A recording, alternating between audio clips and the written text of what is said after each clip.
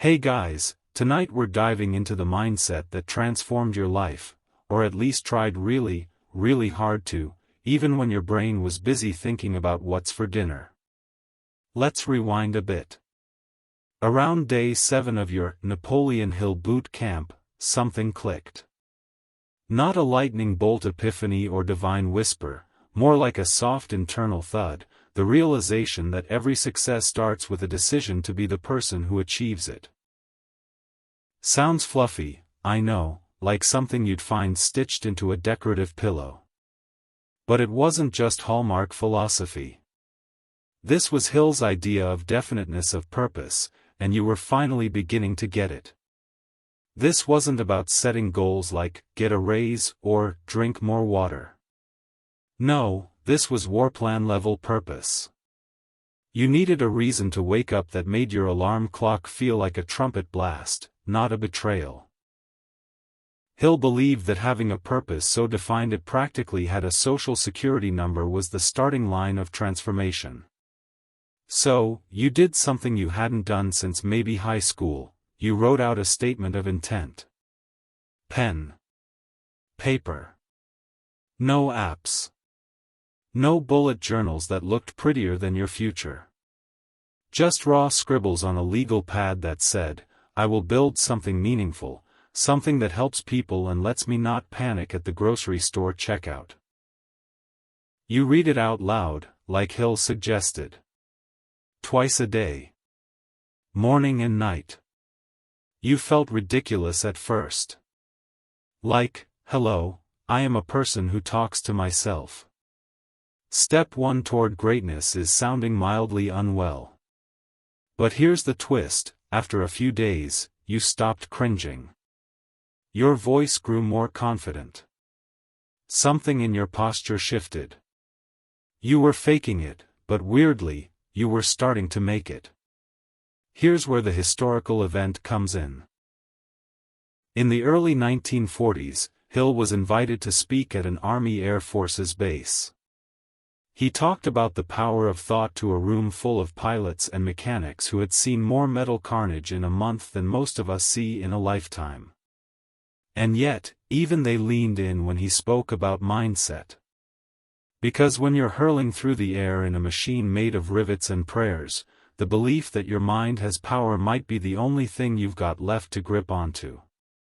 Now, let's fast forward to you. Day 12. You caught yourself mid-scroll on social media and realized something strange, you weren't jealous.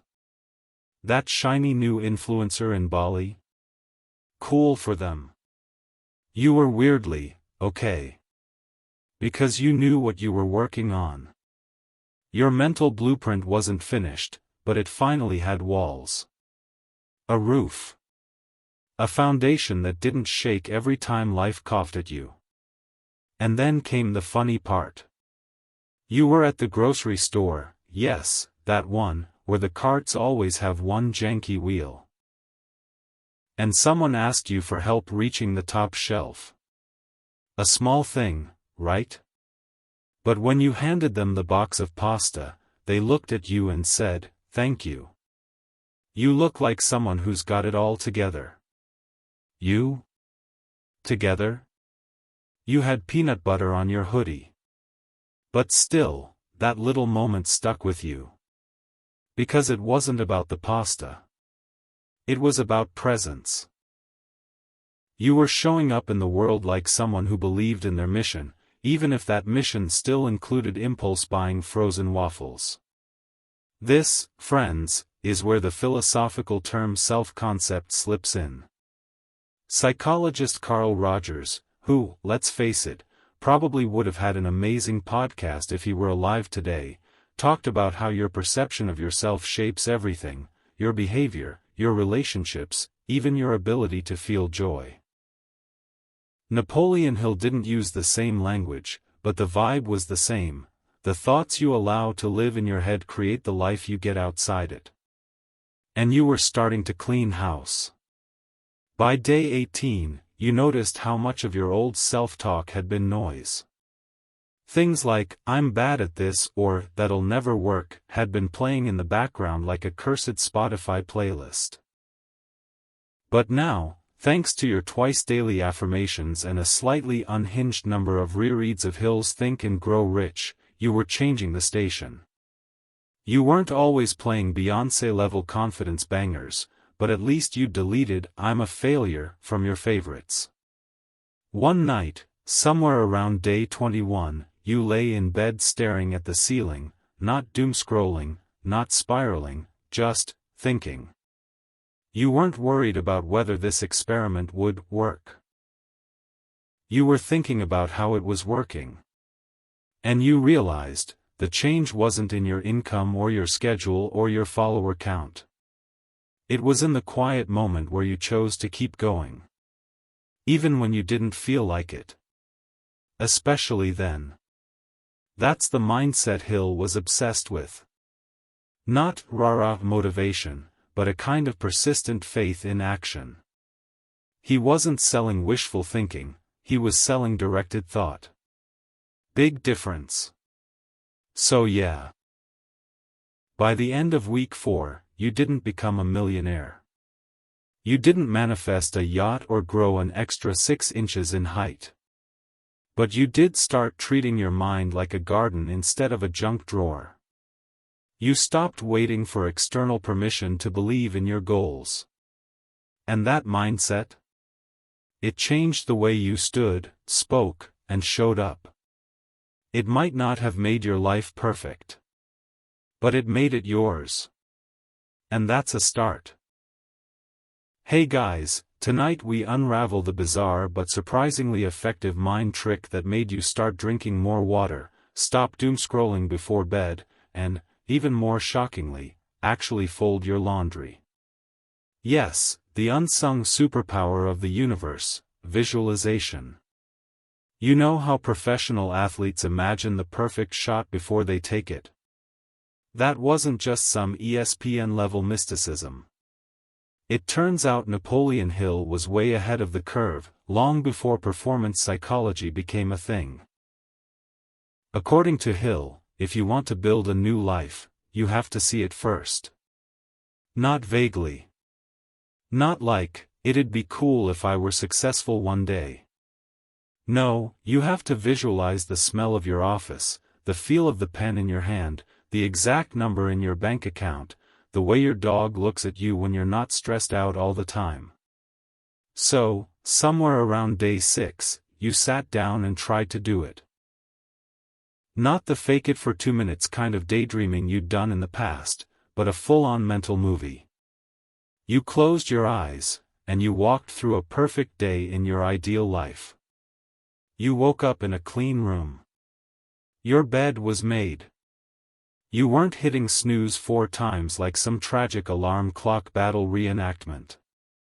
There was light, actual sunlight. You made a healthy breakfast, wrote something important, and by 10 a.m. you had already conquered more than most people do in a full Netflix-fueled weekend. The first few times you tried this, your brain rebelled. It was like, nice fantasy, but let's be real, you've eaten Cheetos in bed this week. But you kept doing it anyway. Morning and night. Visualization became your warm-up and your cool-down.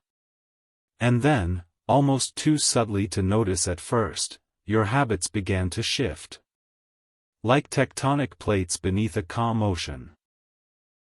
You know those weird brain studies where they hook people up to wires and then tell them to imagine moving their arm? And their brain lights up as if they're actually moving it? That's real. Your brain literally can't tell the difference between something vividly imagined and something experienced. That's what Hill was banking on. That's what you started banking on, too. It started with small things. You pictured yourself waking up early and, bam, your alarm clock started to feel less like a betrayal.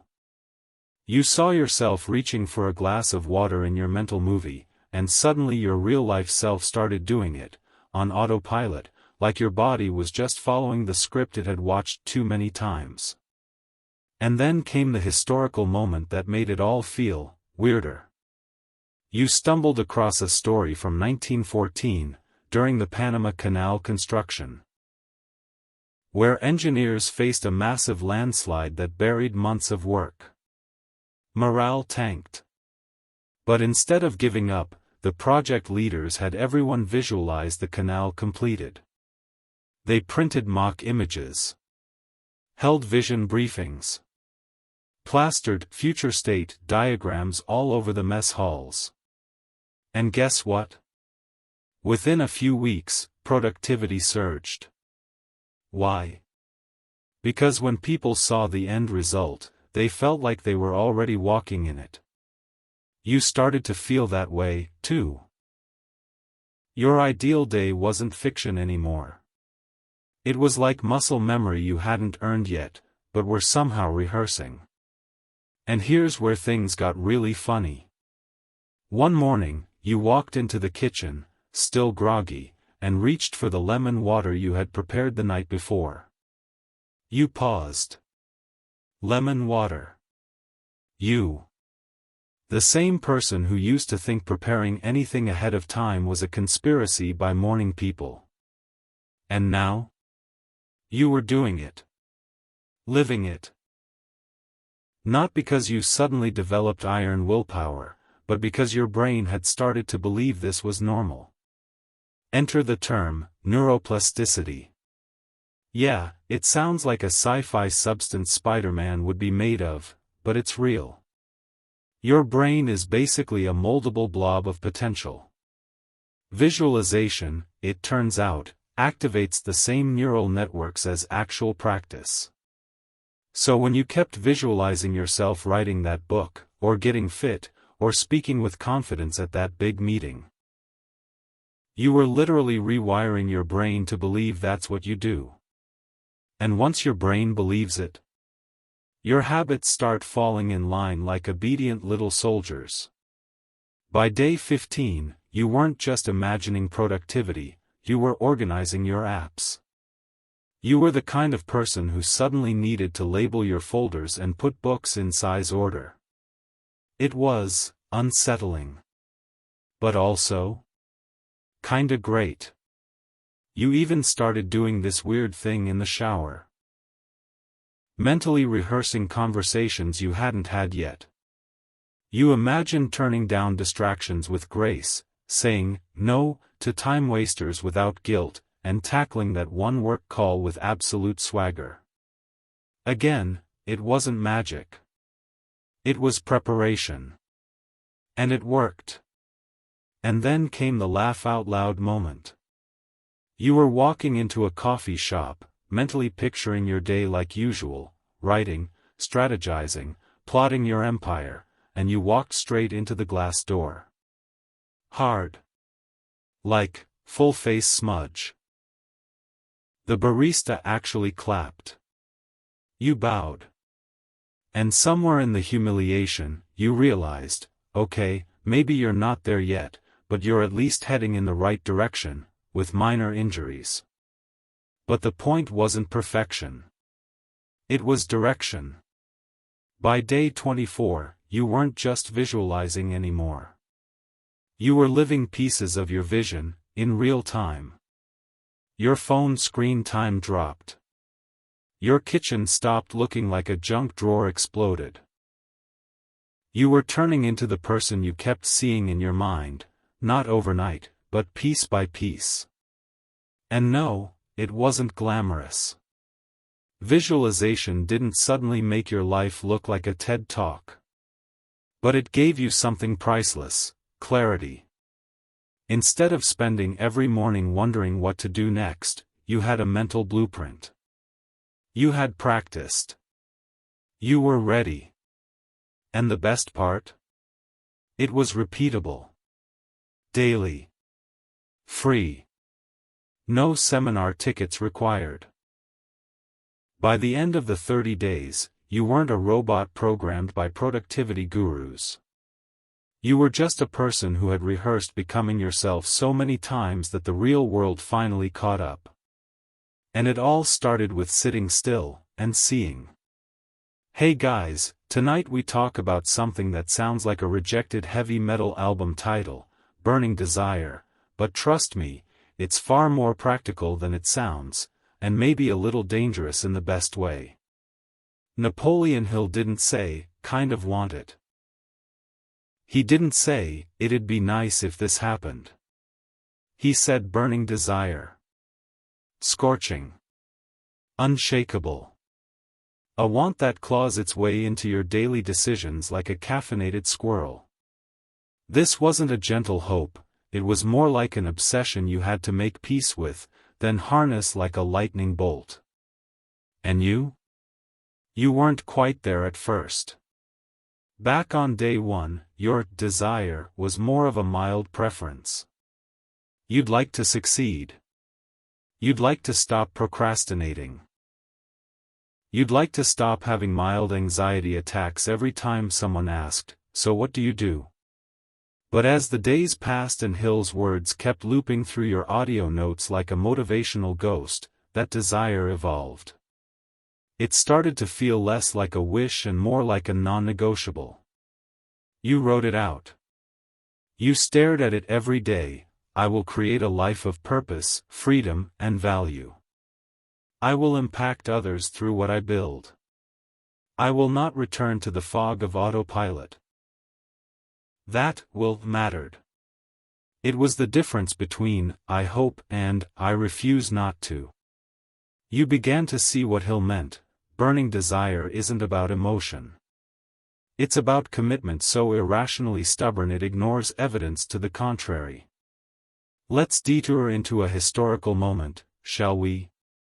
In 1519, Hernán Cortés arrived in Mexico with a few hundred men and a very clear idea: no retreat. To make that absolutely literal, he ordered the ships burned. Torched. Gone. No plan B.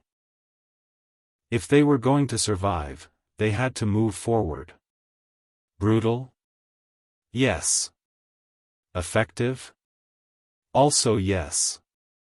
That's burning desire in action, when retreat is no longer an option, and the only direction is forward.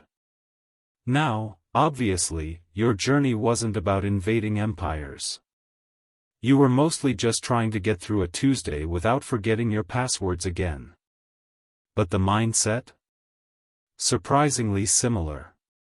By day 10, your desire started burning hotter because, you guessed it, resistance started showing up, too.